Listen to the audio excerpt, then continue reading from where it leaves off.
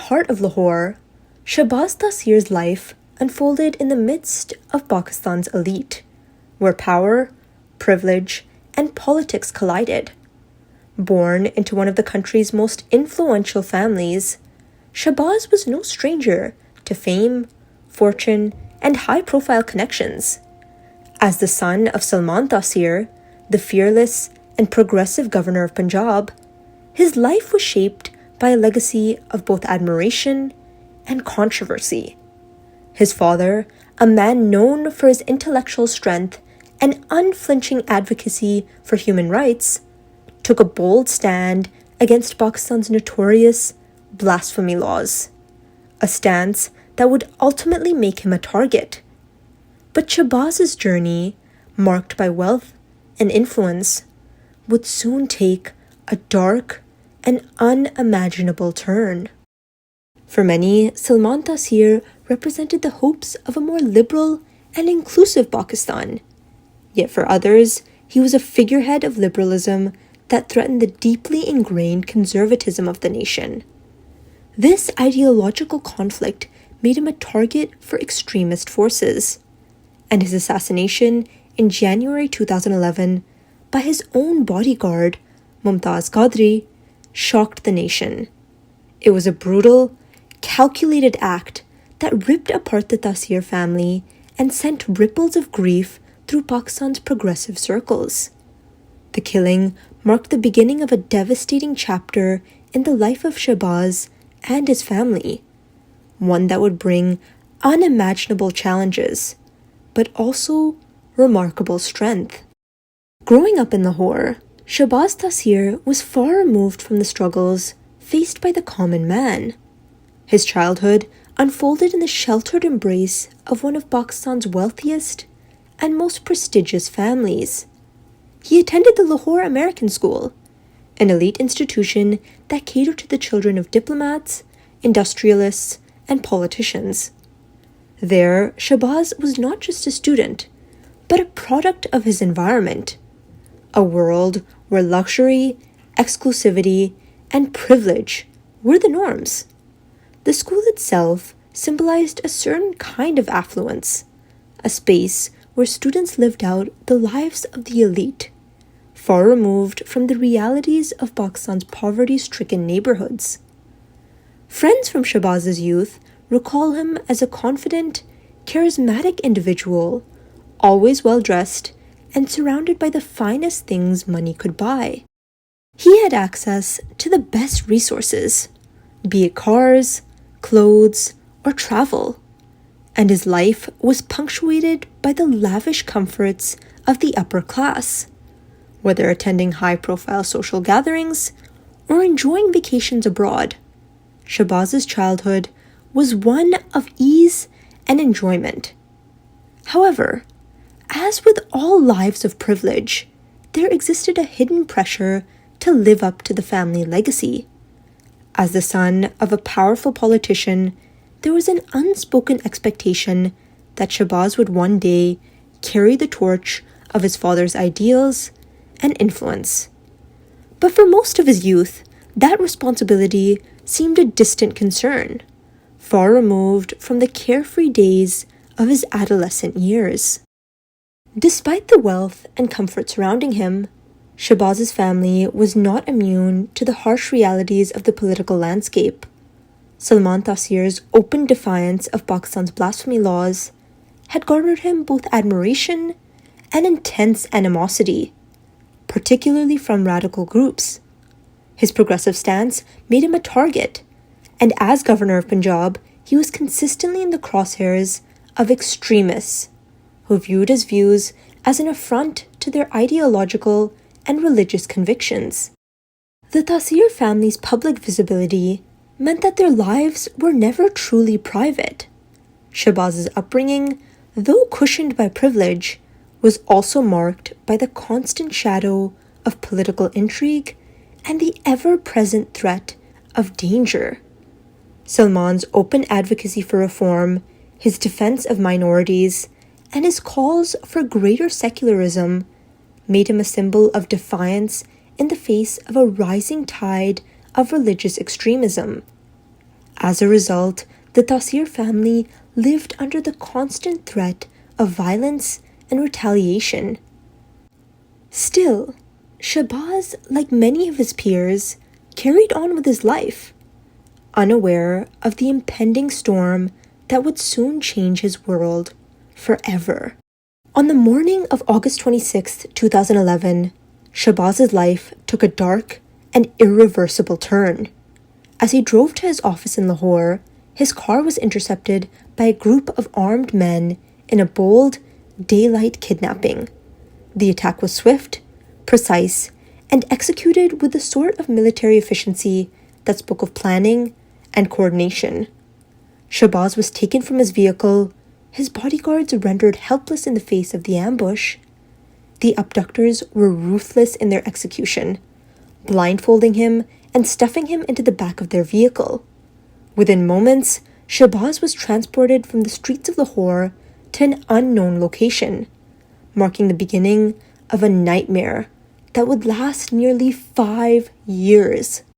The abduction was a high-profile act of terrorism that left the nation in shock. For the Taseer family, the horror of the moment was compounded by the immediate realization that this wasn't just a case of ordinary kidnapping. This was politically motivated, and Shahbaz's captors were no ordinary criminals. They were members of the Islamic movement of Uzbekistan, a militant group with ties to the Taliban. The abduction was not just about ransom. It was about sending a message, a brutal message, about the dangers of liberalism, secularism, and opposition to extremist ideologies. Shahbaz's kidnapping would come to symbolize the lengths to which radical groups were willing to go to silence their perceived enemies. The days and months that followed Shahbaz's kidnapping were a blur of confusion, fear, and hopelessness. His family was thrust into an agonizing and painful limbo, with no clear idea of where he was or whether he was even alive. The IMU's demands for ransom were astronomical, and while the family considered paying the hefty sum, they were also conscious of the ethical and moral implications. Paying the ransom could potentially fund terrorism, but refusing to do so might mean Shahbaz's death. The pressure on Shahbaz's mother, Aamna Taseer, was immense as she juggled the responsibilities of trying to negotiate his release while dealing with the emotional and public fallout of her son's abduction. Meanwhile, Shahbaz endured unimaginable suffering at the hands of his captors. Isolated, malnourished, and subjected to physical and psychological torture. He was kept in captivity in some of the most inhospitable terrains. The IMU was notorious for its cruelty, and Shahbaz was subjected to constant beatings, isolation, and deprivation. He was often chained, his movements restricted, and his captors taunted him, emphasizing how far he was from his family and his home. Despite the harrowing conditions, Shahbaz clung to hope. He prayed. He held on to the memories of his life before captivity, and he worked to keep his sanity in a place designed to break his spirit. He endured unimaginable hardships, including periods of solitary confinement, starvation, and regular torture. The path to Shahbaz's freedom remained uncertain for years, but in March 2016, after nearly 5 years of captivity, his ordeal came to an unexpected end. Shahbaz was discovered in Kuchlak, a remote town in Balochistan, and brought back to his family. The details surrounding his release remain murky. Some accounts suggest that Shahbaz managed to escape, while others claim that his release was part of a delicate negotiation. What is clear, however, is that the moment Shahbaz was returned to his family, it was a miracle. He had survived one of the most harrowing experiences imaginable. He had emerged from captivity, physically weakened, but emotionally resolute. His recovery was gradual, as he reconnected with the world he had once known, piecing together the life that had been taken from him. Since his release, Shahbaz Taseer has undergone a remarkable transformation. The trauma of his captivity has left its marks, but instead of succumbing to despair, Shahbaz has emerged as a voice for resilience and hope. His memoir, Lost to the World, is a poignant and candid recounting of the emotional, physical, and psychological toll that his years in captivity took on him. The book is not only an exploration of his own suffering, but a broader reflection on the human spirit's capacity for endurance. In his writing, Shahbaz dives into the complexities of captivity, offering readers a rare glimpse into the mind of someone who survived extreme conditions. It is a testament to his strength, determination, and ultimately his will to live.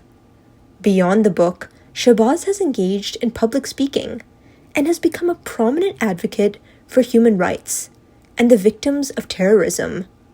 His voice, once stifled in silence, is now one that resonates with those who seek justice, freedom, and an end to extremism. Today, Shahbaz's life is one of recovery and reflection. He continues to rebuild his life, finding solace in his family, his work, and his role as a public figure. Through his experiences, he has learned to appreciate life in ways few can truly understand. Freedom, once a given, is now cherished. Family, once a constant presence, has become a source of strength. His journey from privilege to captivity and back again is one that reflects the broader struggles of Pakistan itself, a nation caught between conflicting ideologies and forces that seek to tear it apart. Shahbaz's story is a powerful reminder that even in the face of profound adversity, the human spirit can endure. Shahbaz Taseer's story is more than just an account of personal tragedy and survival. It is a reflection of the fragility of power and privilege, a commentary on the ways in which terrorism and extremism have shaped the lives of countless individuals in Pakistan. His life has been a journey through unimaginable darkness, but it is also a narrative of hope, resilience, and strength. As Pakistan grapples with its own identity and future, Shahbaz's story will continue to inspire and provoke thought. His survival, his journey, and his ability to move forward offer a glimmer of hope in a world that often seems overcome by despair.